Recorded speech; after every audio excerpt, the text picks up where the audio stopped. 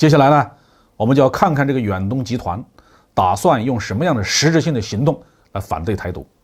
是撤回支持民进党的这些政治现金呢，还是不再和台独政客交往？至少台独当局要想继续从这些企业里搞钱，就不那么容易了吧？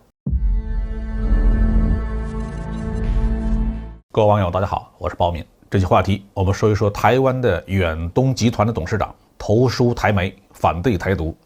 看来啊，大陆的惩罚措施是立竿见影。台湾远东集团公司在大陆投资的多个企业因为违法违规被罚款 4.74 亿。远东集团接受处罚之后，董事长徐旭东独家投稿给台湾的联合报，指责台独当局逢中必反是令人忧心，还强调自己反对台独，支持一中的明确的态度。过去大陆对台独商人和两面派企业实在是太宽容了，让他们觉得这样在海峡两岸投机取巧、两头取利是一件没什么大不了的事儿。从这位徐董事长的表态来看，他对于中国大陆经济发展和政治崛起的前景，以及中国统一的关键问题认识是非常清楚的。至于远东集团为什么第一个挨罚，徐董事长也清楚得很呢。在整篇文章里面，他没有叫过一声委屈，显然是对自己的所作所为是什么性质的问题，他也是很明白的。既然如此，这些商人在统独问题上耍两面派，唯一的解释就是故意越线，把大陆的惠台政策当成了软肉可欺，能赚便宜就赚便宜，什么时候赚不到便宜了就高唱统一。不但如此他们还把从大陆赚到的钱拿回台湾去支持各路政治人物，包括公然台独的民进党或民统实独的国民党。这样的行径如果不受到严厉的惩罚，对于祖国统一事业是没有任何好处的。我们还需要重视另外一个问题，这个远东集团在台湾岛内被形容为偏蓝，也就是支持国民党更多一些，偏向统一更多一些，还算不上是铁杆的台独企业。即使是这种形象的企业，在统独问题上都采取了如此恶劣的态度，如果大陆不出手进行惩罚，那就会有越来越多的台湾企业实质性的导向独立，甚至会让台湾民众和全世界都怀疑大陆是不是真的想统一呀？如果真的想要统一，为什么不出手打击台独分子还放任他们在自己的管辖范围内肆无忌惮的活动甚至是大逼的赚钱呢？所以大陆方面这次出手惩罚远东集团是合情合理又合法的。如此庞大的远东集团仅仅被罚了 4.7 亿人民币，就吓得魂飞魄散，赶紧表态自己要支持统一，反对台独，看来效果不错，可谓是立竿见影。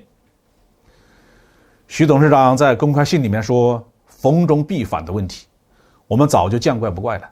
这种行径不但不符合两岸人民的利益，其实也不符合两面派台商的利益。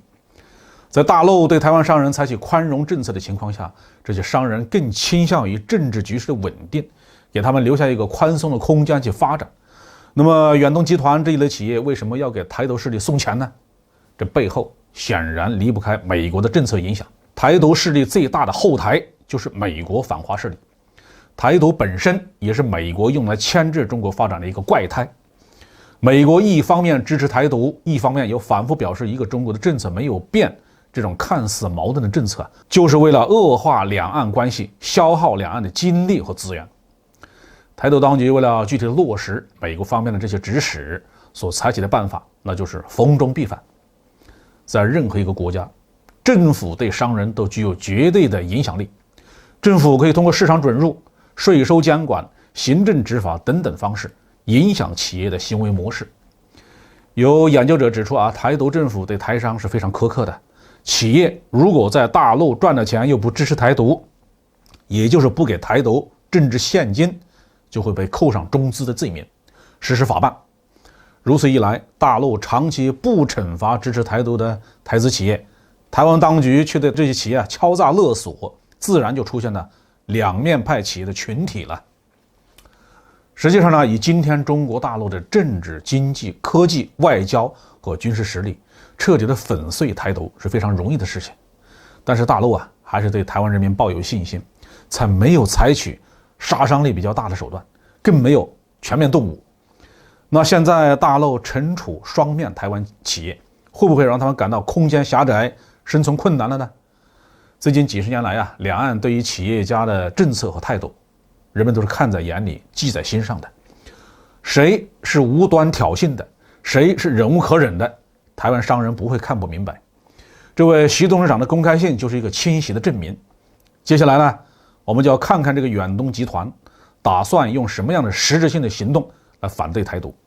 是撤回支持民进党的这些政治现金呢，还是不再和台独政客交往？至少台独当局要想继续从这些企业里搞钱，就不那么容易了吧？好，这句话题就说到这里。